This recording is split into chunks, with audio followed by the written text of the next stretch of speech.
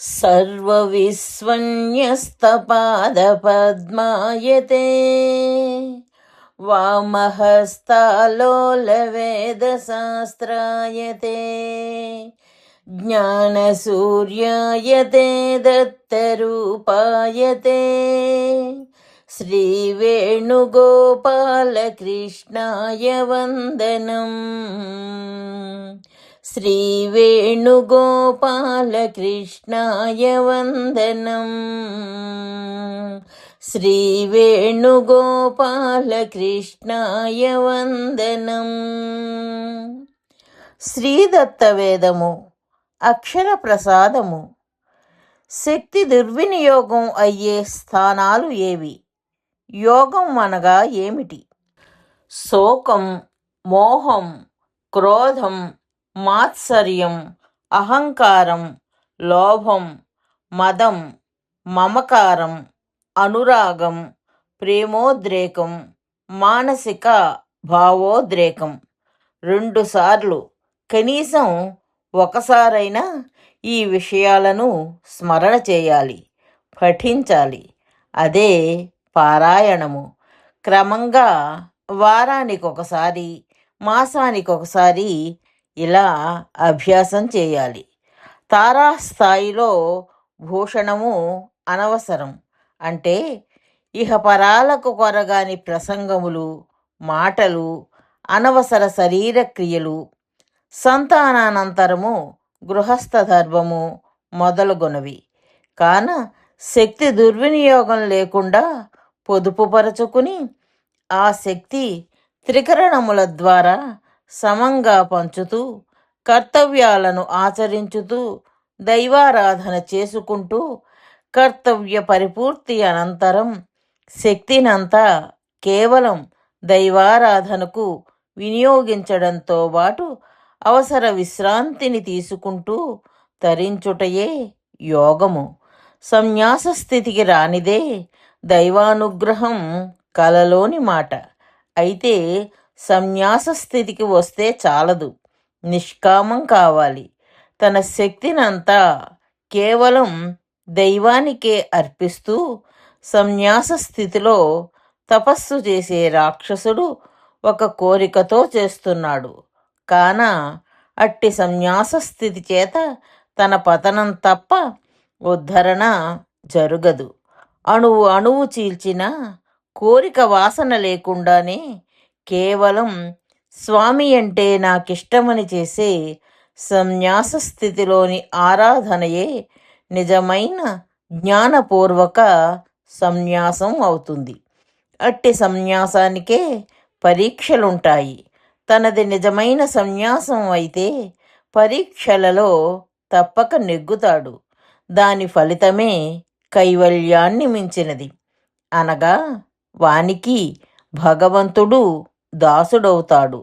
అయితే దాసుడవుతాడని తెలుసుకుని అది మనస్సులో ఎక్కడో గూఢంగా దాచుకుని సంన్యాస స్థితిలో ఆరాధిస్తే మనిషిని మోసం చేయగలడేమో గాని సర్వజ్ఞుడనైన నన్ను మోసం చెయ్యలేడు గదా. కాన అది నిరుపయోగమే అవుతుంది. కోరిక వాసన యొక్క రూపమే. పై విధంగా శక్తిని దుర్వినియోగం చేయకుండా వాసనలను, ఉద్రేకాలను త్రికరణాలతో తీసివేయగలిగితే క్రమంగా కోరిక కూడా లేకుండా పోతుంది. కాన యోగం నిష్కామత్వాన్ని కూడా సాధించి పెడుతుంది. కాన యోగి అందరికన్నా గొప్పవాడు. నేను యోగులకు రాజును. యోగమే నా మార్గము. అది ఏ ప్రతి జీవునకు మార్గము. పై విధంగా శక్తిని దుర్వినియోగం చేయకుండా ఉండలేము. వాసనలకు అలవాటు పడినాము అంటే పోనీ ఆ వాసనలను భగవంతునిపైకి మరలించు. అది మానసిక ఆరాధన అవుతుంది. నీ ప్రేమలు, మమకారాలు, భావోద్రేకాలు భగవంతునిపై ఉంచు. ఆ ఉద్రేకాలకు సంబంధించిన వాక్కులతో భగవంతుని స్తుతించు. ఆ ఉద్రేకాలకు సంబంధించిన చేష్టలు కూడా భగవంతుని యందే చూపించు. నీ ఉద్రేకాలన్నీ త్రికరణముల ద్వారా నాపై చూపించు. శక్తిని దుర్వినియోగం చేసే నీ అలవాటు తృప్తిపడుతుంది. అది అంతా దైవారాధనే కాన శక్తి దుర్వినియోగం కాకుండానూ పోతుంది. ఉదాహరణకు, నీకు కోపం ఎక్కువ అనుకో, సాక్షాత్కరించవేమని నాపై కోపము పడుము. నీలో కామవాసన కలిగినచో నా చిత్రమును కౌగలించి ముద్దిడుము. ఏ భావమును నిరోధించకుము. అన్ని భావములు నాకే అర్పణ చేయుము. ఆ భావము పవిత్రమా అపవిత్రమా అన్న విచక్షణ వద్దు. ప్రేమ సుగంధంలోన పరిమళిస్తుంటే ప్రతి భావము నాకు ప్రియమే. ప్రతి జీవుడు నాచే భరింపబడి రక్షింపబడుచున్నాడు కాన నాకు భార్యయే. నేను అందరి జీవులకును కర్తను, భర్తను, హర్తను. పురుషులు తమ పురుషాహంకారము వదలనిదే నా వద్ద స్థానం లేదు. ఋషులు చివరకు గోపికలైన నాడే ముక్తులైనారు. అహంకారమును అభిమానమును వేడనిదే నా పాదములపై ప్రపత్తిని చేయజాలడు. భూమిపై కొండయున్నది, దానిపై చెట్టు ఉన్నది. కొండ చెట్టును మోయుచున్నదా, లేక భూమి రెండింటినీ మోయుచున్నదా? చెట్టు భారము కూడా భూమిపైనే ఉన్నది. కాన భార్యాభర్తలిరువురకును భర్తను నేనే.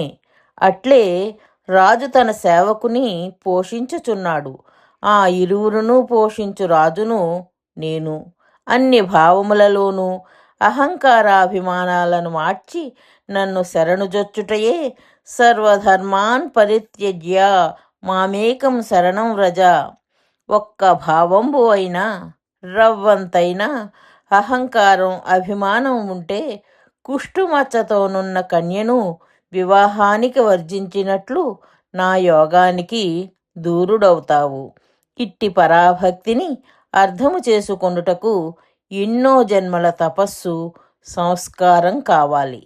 విచారణ బాగా చేసి జ్ఞానం ద్వారా నిశ్చయాన్ని పొందాలి. జ్ఞానమే నిశ్చయానికి దారి తీస్తుంది. జ్ఞానమే మార్గాన్ని బోధించి ప్రవర్తింపచేయును. జ్ఞానముచే వేరు మార్గమున పోవచ్చును. అజ్ఞాని పొరపాటుపడి మార్గము తప్పి అలమటించును. జ్ఞానము చేతనే నిశ్చయం తీవ్రమై సాధన తీవ్రంగా జరిగి త్వరగా ఫలమునిచ్చును. కాన సత్సంగము, మహాత్ముల అనుభూతులను అమృతము వలె గ్రోలుము. వారి సంభాషణముల ద్వారా వేదశాస్త్రములన్నీయు వాటి సారమును పిండును. నేను జ్ఞానస్వరూపుడను. సర్వ వేదశాస్త్రములు నా పాదముల వద్దయున్నవి గదా.